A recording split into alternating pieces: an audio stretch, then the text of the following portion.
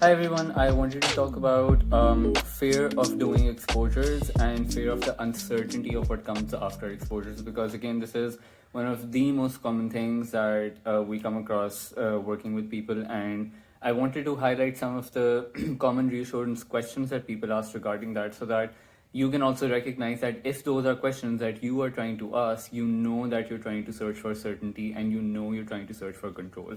But before I go on, please subscribe to our channel.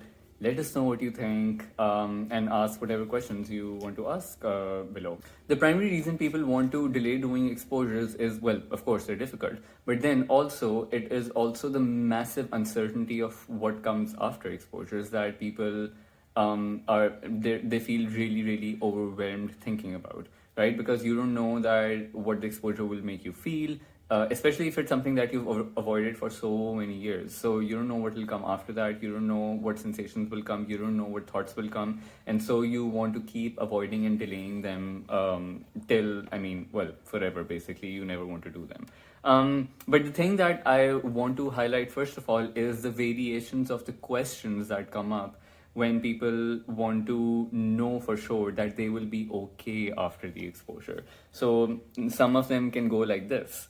Will it go down eventually? The anxiety, will it go down eventually? Will my perspective change after the exposure? Will I be able to see through the illusion of fear? Will it unconvince me of my fear?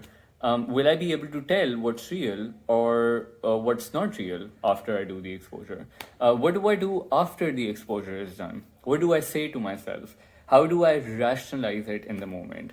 And so these are some of the things that people keep trying to ask. Will I be okay after that? Will the anxiety go down? Will I have clarity of mind?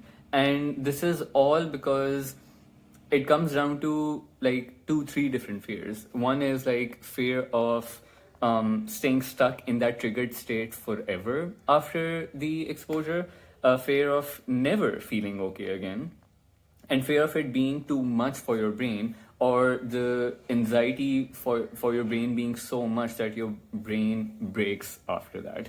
Now there are two three different things that I really want to highlight over here. The first of all, the entire purpose of doing the exposure is to make yourself feel uncomfortable.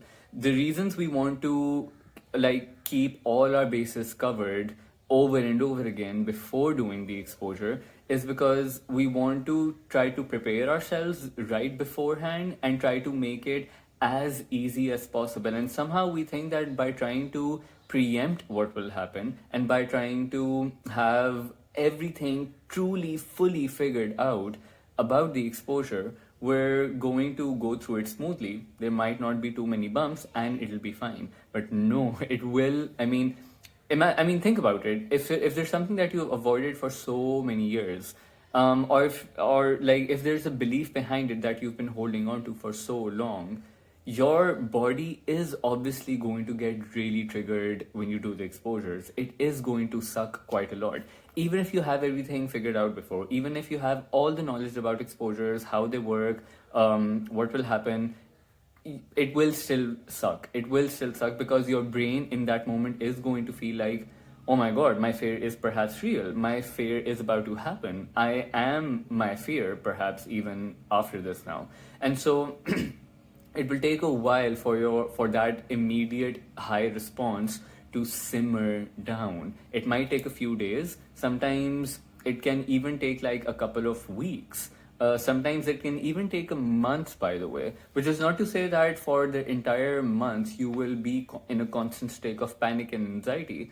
Initially, maybe you might feel panicky, but still by the end of the month you'll feel quite considerably quite better. But the lingering of that lingering feeling of like, wait, so that feeling that came up, was it real, was it not real, that lingering like thought might still be there.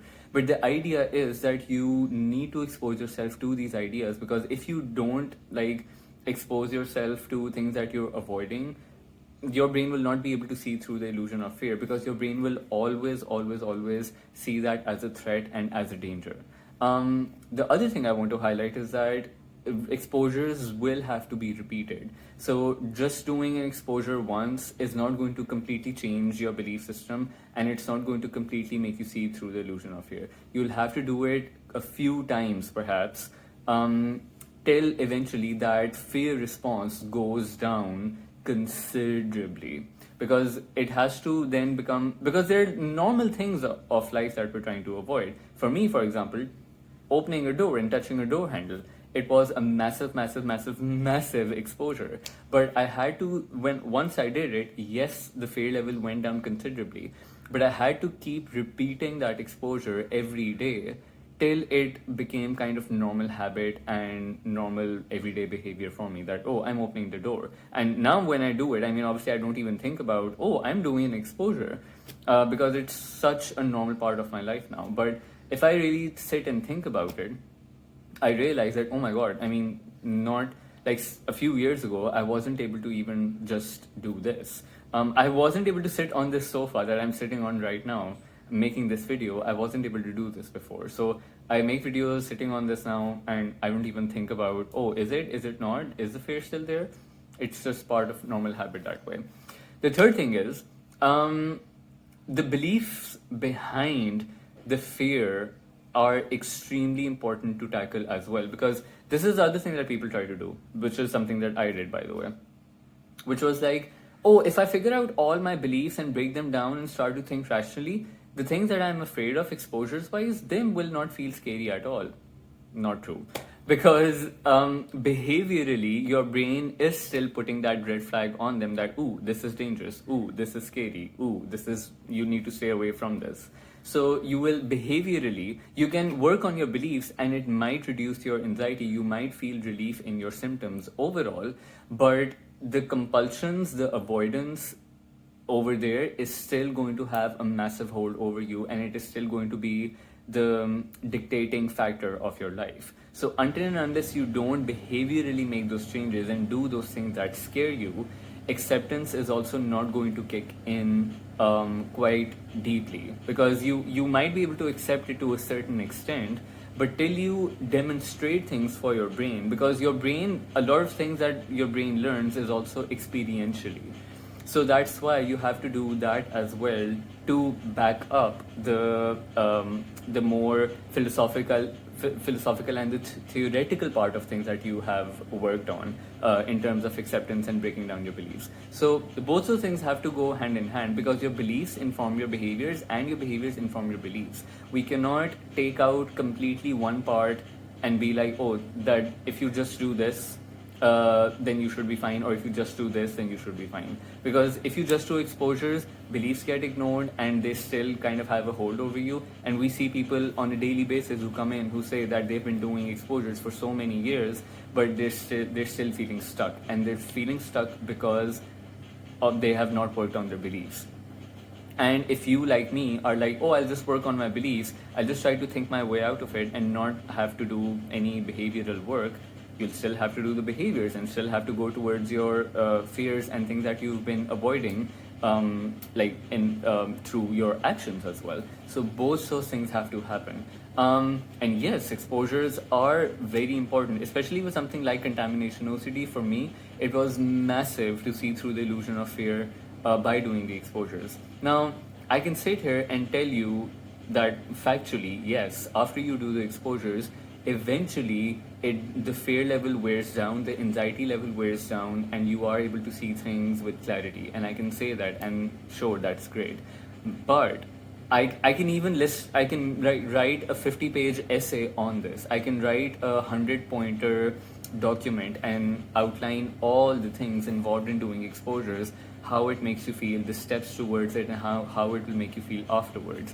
But OCD will always be like, no, but what if? No, but what if? No, but like, what if I'm not able to cope? What if it's too much? What if I'm not able to deal with it? No, I still need to make certain that I will be fine. No, I still need to make certain my fear is not real. No, I still need to have control over what I will feel through that moment. So ultimately, it will always come down to taking a bit of a leap of faith, because you will have to, it will always feel like you are jumping off a cliff not knowing what's down below. It can be rocks, but it can also be a mattress down there. I don't know if that analogy is great, but you know what I mean. So ultimately, it will always come to that, because embracing uncertainty is what is absolutely key over here. You will not be able to have certainty over what happens after the exposure. You will not be able to preempt it fully. You will not be able to figure it out completely. You will have to take that leap of faith. You will have to just blindly jump into it to quite a certain extent, and see what happens after that. Because, and remember this as well, there's no perfect way to do exposures, or there's no perfect way to do any kind of recovery work. It always does involve a certain degree of trial and error as well. There will be some things you'll try and that might be compulsive, and then you'll realize, oh, this is compulsive, and then you'll hold back. Then you might try to do an exposure, but right after the exposure, you might be doing compulsions that you don't realize. And then later you realize, oh, the thing that I did right after the exposure was doing compulsion. So that obviously is not going to work. So next time I try to do the exposure, I'll try not to give into the compulsions and the urges that come. Right? So there is going to be a lot of trial and error through which you will learn. You will not have a perfect track record with doing any kind of recovery work. That is very, very, very, very important to remember. But yeah, I just wanted to highlight the fear of doing exposures and the uncertainty of exposures, because it ties very much into the fear of failure cycle and the fear of being stuck after doing exposures and then never getting better, and then permanently being in that triggered state and never be able to like think or feel any differently. But again, there is a big amount of uncertainty that you will have to embrace when doing these exposures, because there's no amount of absolute control and certainty that anyone can ever give you about those, because again, it's called an exposure because it is meant to be scary. It is meant to expose you to fear. It is meant to expose you to anxiety. So that will always still exist. It is about your willingness to go towards it or not go towards it. Ultimately, it is a self-accountability choice that you have to kind of make, that do I do this, do I not do this. So yeah, I hope this helps, and let me know what you think, and I will make another video. I do want to do another video on fear of being stuck with OCD, which is similar to, like, again, fear and some of the things I've talked about here, but I want to try to talk about it completely separately as a topic. So I hope this helped. Let me know what you think, and I'll be back soon. Bye.